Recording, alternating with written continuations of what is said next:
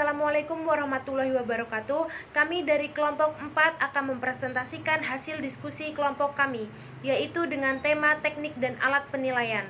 Sebelumnya kami akan memperkenalkan diri terlebih dahulu. Perkenalkan, nama saya Adinda Ferensania sebagai moderator, dan rekan saya Khoirunisa Imama, Mulyani Isnaina Nurhasanah, dan Lailia Nurrohmah sebagai pemateri. Kita dari Prodi Pendidikan Matematika UIN Raden Intan Lampung. Sebelum dimulai materi, saya harap audiens fokus dengan materi yang akan kita sampaikan. Dan jika ada pertanyaan, bisa ditanyakan di akhir video. Kepada pemateri, saya persilahkan. Di sini saya akan menjelaskan tentang pengertian teknik penilaian, macam-macam teknik penilaian, dan pengertian instrumen penilaian.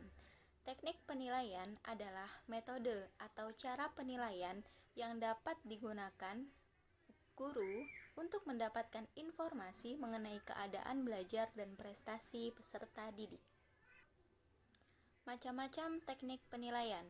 Yang pertama, teknik tes, yaitu suatu cara yang digunakan dalam rangka melaksanakan kegiatan pengukuran yang di dalamnya terdapat serangkaian pertanyaan atau latihan untuk mengukur keterampilan, pengetahuan, kecerdasan, dan kemampuan yang dimiliki oleh seseorang atau kelompok. Yang kedua, ada teknik non-tes, yaitu teknik evaluasi yang tidak menggunakan perangkat soal yang harus dikerjakan oleh siswa. Selanjutnya ada instrumen penilaian, yaitu alat yang digunakan untuk mengukur prestasi belajar siswa dan mempunyai hubungan atau berpengaruh terhadap hasil belajar, keberhasilan proses belajar mengajar guru, dan keberhasilan pencapaian suatu program tertentu. Baiklah, di sini saya akan menjelaskan tentang tes tertulis. Tes tertulis dibagi menjadi dua, yaitu tes bentuk uraian dan tes bentuk objektif. Tes bentuk uraian dibagi lagi menjadi uraian terbatas dan uraian bebas. Uraian terbatas dalam menjawab soal bentuk uraian ini, peserta didik harus mengemukakan hal-hal tertentu sebagai batas-batasnya. Walaupun kalimat jawaban peserta didik itu beraneka ragam, tetap harus ada pokok-pokok penting yang terdapat dalam sistematika jawabannya.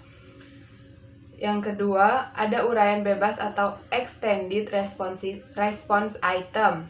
Dalam bentuk ini, peserta didik bebas untuk menjawab soal dengan cara dan sistematika sendiri.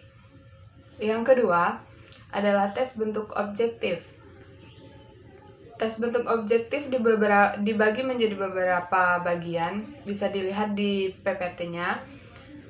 Benar, salah, atau true, false, or yes, no. Bentuk tes benar, salah, atau BS adalah pernyataan yang mengandung dua kemungkinan jawaban, yaitu benar atau salah. Salah satu fungsi bentuk soal benar-salah adalah mengukur kemampuan peserta didik dalam membedakan antara fakta dengan pendapat. Lalu, pilihan ganda atau multiple choice. Multiple choice adalah soal tes bentuk pilihan ganda dapat digunakan untuk mengukur hasil belajar yang lebih kompleks dan berkenaan dengan aspek ingatan, pengertian, aplikasi, analisis, sintesis, dan evaluasi. Yang selanjutnya adalah menjodohkan atau matching. Soal tes bentuk menjodohkan terdiri atas kumpulan soal dan kumpulan jawaban, yang keduanya dikumpulkan pada dua kolom berbeda, yaitu kolom sebelah kiri menunjukkan kumpulan persoalan dan kolom sebelah kanan menunjukkan kumpulan jawaban. Yang terakhir adalah melengkapi atau completion. Completion adalah soal bentuk melengkapi dikemukakan dalam kalimat yang tidak lengkap.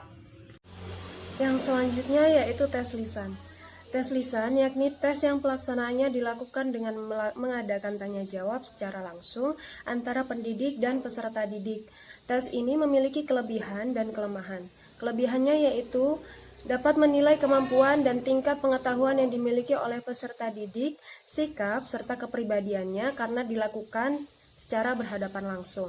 Yang kedua yaitu bagi peserta didik yang memiliki kemampuan berpikirnya relatif lambat sehingga sering mengalami kesukaran dalam memahami pernyataan soal, tes ini dapat menolong sebab peserta didik dapat menanyakan langsung kejelasan pernyataan yang dimaksud.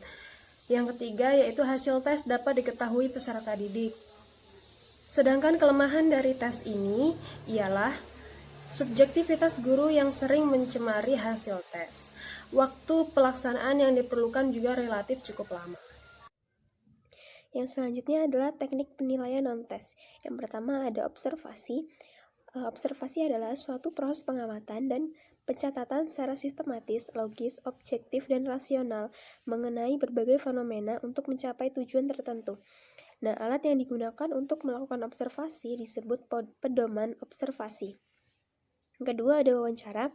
Wawancara merupakan salah satu bentuk alat evaluasi jenis non-tes yang dilakukan melalui percakapan dan tanya jawab, baik secara langsung maupun tak langsung. Yang ketiga ada angket atau kuesioner. Angket ini adalah sebuah daftar pertanyaan yang harus diisi oleh orang yang akan diukur. Angket adalah alat penilaian tertulis untuk menjaring informasi tentang sesuatu. Dan yang terakhir ada daftar cek atau checklist, adalah deretan pertanyaan singkat di mana responden yang dievaluasi tinggal membubuhkan tanda centang pada aspek yang diamati sesuai dengan hasil penilaiannya. Sekian presentasi dari kelompok kami. Semoga materi yang telah kelompok kami sampaikan semoga bisa bermanfaat untuk para audiens, dan jika ada kesalahan dan kurang lebihnya kami mohon maaf. Wassalamualaikum warahmatullahi wabarakatuh.